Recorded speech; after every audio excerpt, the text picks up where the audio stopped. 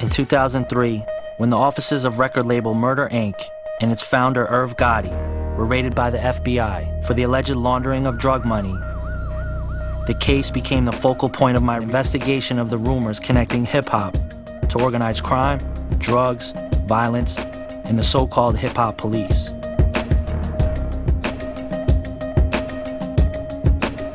The federal government's case against Murder Inc. Records read more like an indictment against former mob boss John Gotti, the same man Irv got his nickname from. Not something one would expect from a successful entrepreneur. Included in the charges were allegations of a connection to one of New York City's most notorious drug kingpins.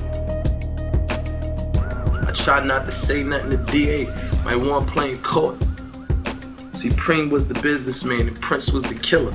Kenneth Supreme McGriff ran a drug crew in the late 80s called the Supreme Team, responsible at one point for an estimated $200,000 a day in drug transactions in and around the Baisley Park housing projects in Queens.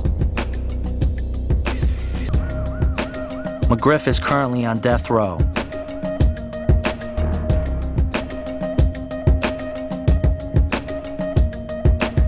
The relationship between Gotti and McGriff was at the heart of the federal government's case. Had Irv merely been helping Supreme put his life in order after getting out of jail in the mid-90s? Or was it deeper, as the press and law enforcement seemed to believe? Connections were made between Murder Inc. and several prominent violent gangsters from New York City, like Supreme. I remember the reputation on the street of the acts of violence by the Supreme Team. They were pretty well known in New York for killing people and for drug dealing. The Murder Inc. indictment represented an important landmark in the seemingly ever-growing police interest in hip-hop. As I began to look deeper into the Murder Inc. indictment, I kept hearing the term hip-hop cops or hip-hop police being used by almost everyone I spoke with.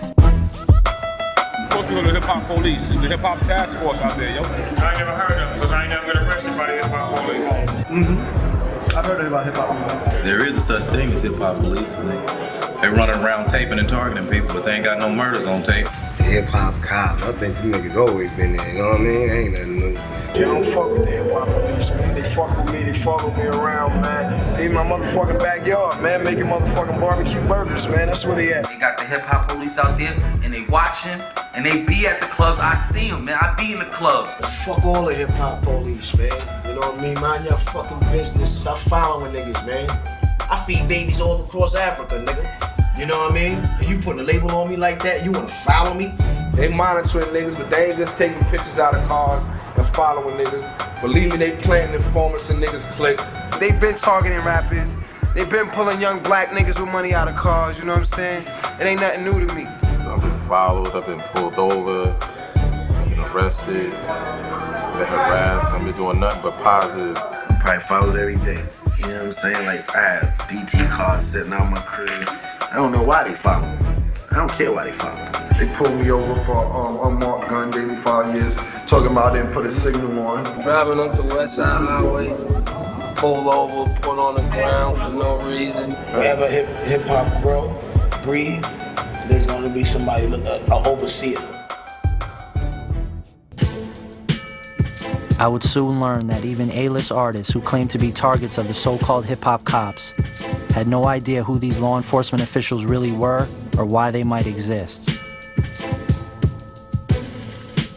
Most officials questioned about the rumored secret unit refused to speak on or off camera, made no comment, or categorically denied knowledge of such a task force.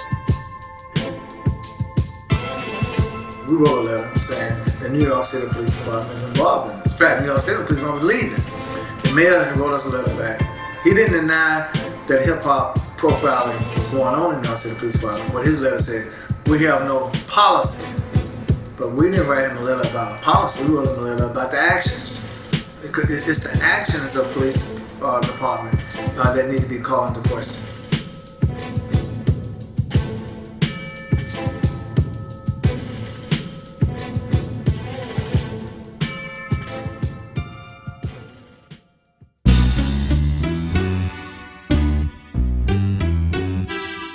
On March 9, 2004, an article in the Miami Herald reported that police from New York City were sharing law enforcement strategies for the hip-hop industry with the Miami Police Department. Then the article mentioned something else: the existence of a secret book, supposedly compiled by the NYPD, that included surveillance information on many A-list artists and hip-hop executives. The secret book allegedly included surveillance notes on various artists, criminal rap sheets, and other sensitive information on many of the hip-hop industry's biggest names.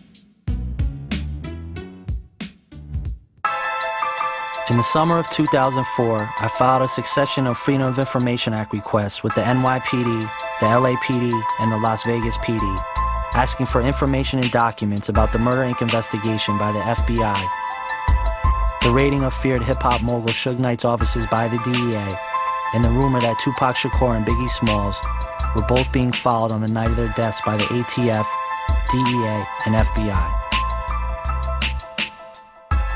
The last request was sent to the Miami Police Department, specifically asking for a copy of the secret 500-page hip-hop surveillance book. Since every single Freedom of Information Act request I had ever made was denied, I never expected to receive anything back from the Miami Police or any police department for that matter.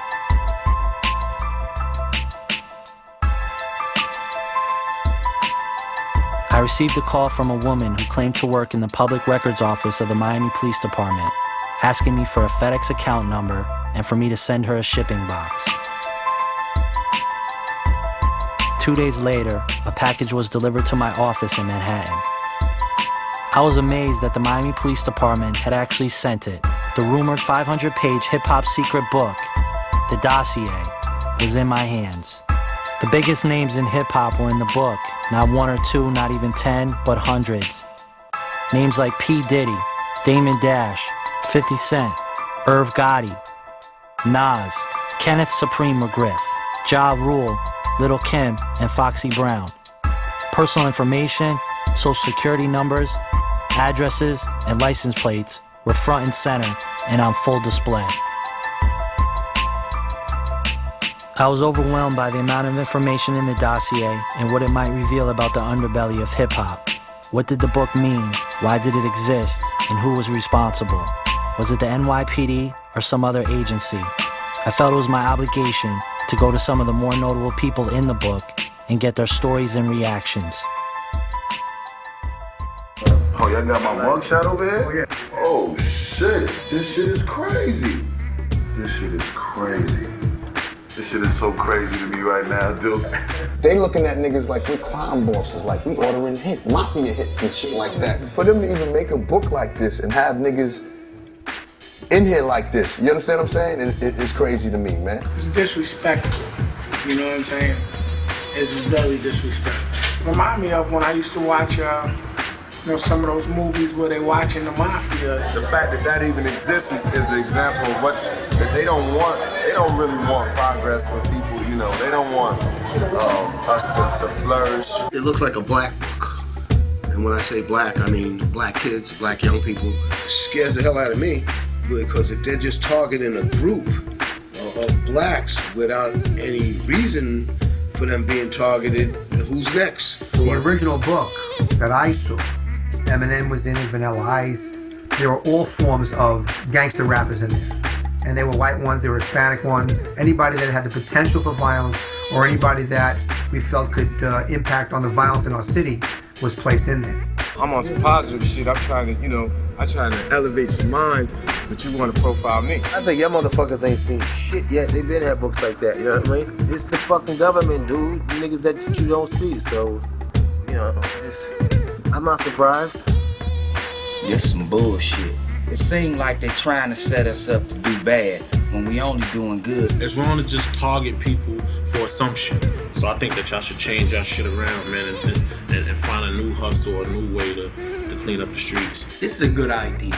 It's a great investigative technique. It's brilliant, in fact. We can react after an act of violence occurs with this intelligence that we gathered. Look at these photos.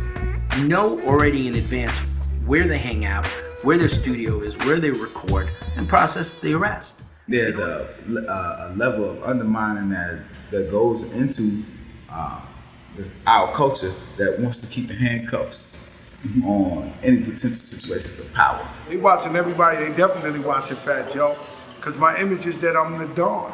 In their eyes, we're making all this money, we're flashing it, they see all the big cars and all that, and they want to catch us out there doing something. They really hating and they mad that niggas found a way to do something better with their time and constructive, so they just trying to pull up old shit.